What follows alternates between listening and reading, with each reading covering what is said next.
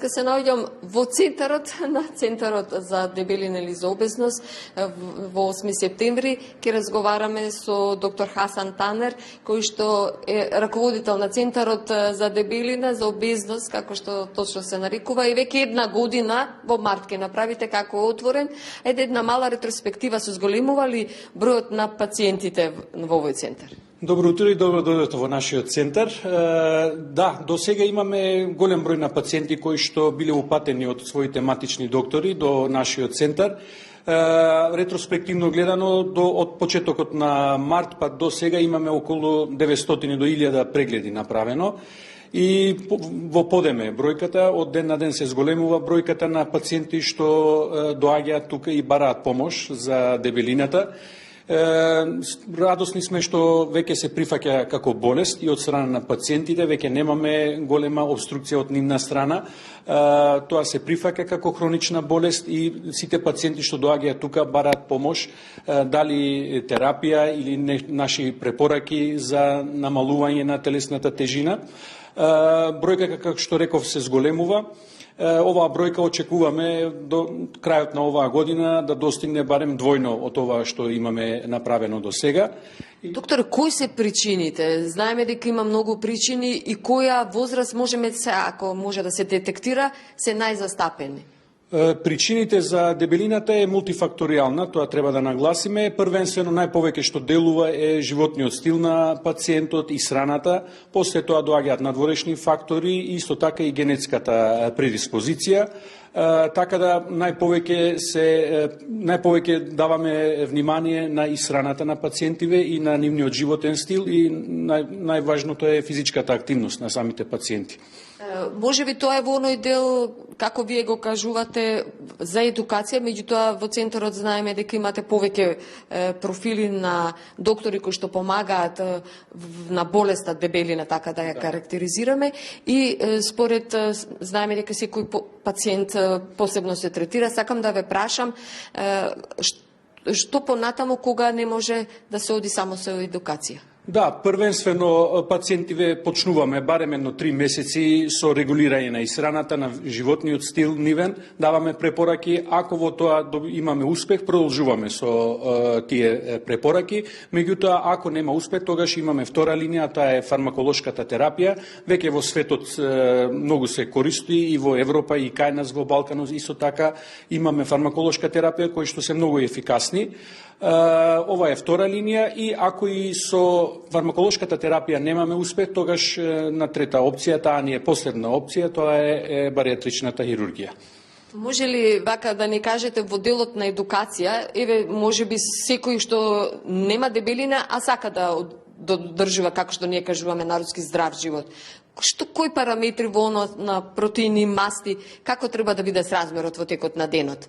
Во текот на денот треба да се направи еден добар баланс во исхраната и така се и сите препораки на сите здруженија, било на ендокринолози, на нутриционисти. Значи мора да се распредели да има разновидна исхрана, да има застапеност во исхраната и јаглени идрати и протеини и масти. Најповеќе околу 50 до 60% се јаглени идрати, после тоа доаѓаат околу 30% протеини и најмалку се треба да бидат застапени мастите околу 10%. Најповеќе што имаме, што внимаваме кај пациентиве кои што прават едновидна диета, тоа не се препорачува. Повеќе им препорачуваме да дојдат тука, ако сакаат само со диета да пробаат да ослабеат, да земаат препораки од нашиот тим тука, што имаме мултидисциплинарен тим, имаме нутриционист, имаме и други доктори од други специјалности, па да имаат веродостојни препораки кои што се базирани на податоци од медицината.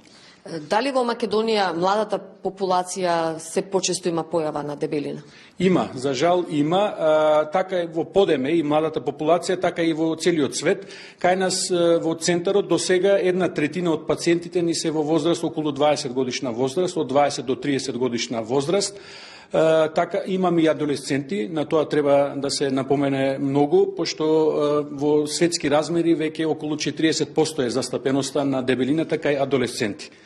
Тоа е навистина застрашувачки податок и кај младите можеле ли ми да одговориме кои се основните причини? Најповеќе што делува е исхраната нивна и физичката активност. Многу мала активност имаат, седентарен живот, повеќе немаат многу физичка активност, за жал. Тие калории што се внесуваат, а за жал имаме големи услови за внесување на големи количини на калории, а тие не се трошат и после известно време тоа се одразува на дебелината.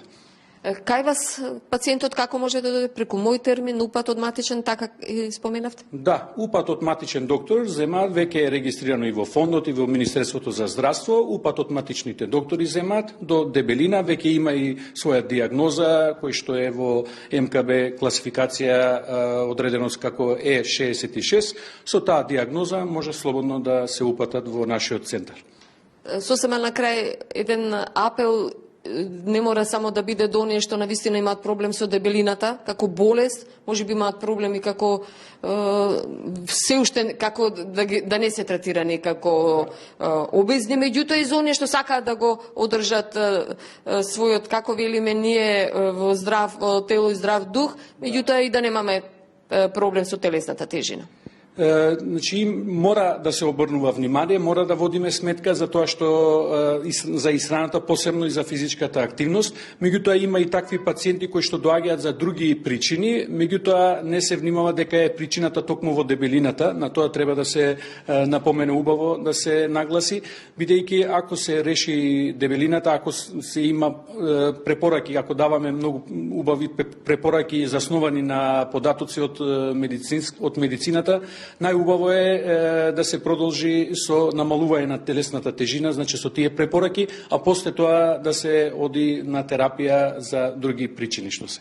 Доктори, навистина ви благодарам што одвоивте време од работното време, буквално се одвоивте од пациентите за да се вклучите во утринската програма на македонската телевизија, меѓутоа и сепак со едни убави препораки ви посакувам убава работа и се гледаме во следна прилика. Ви благодарам за можноста.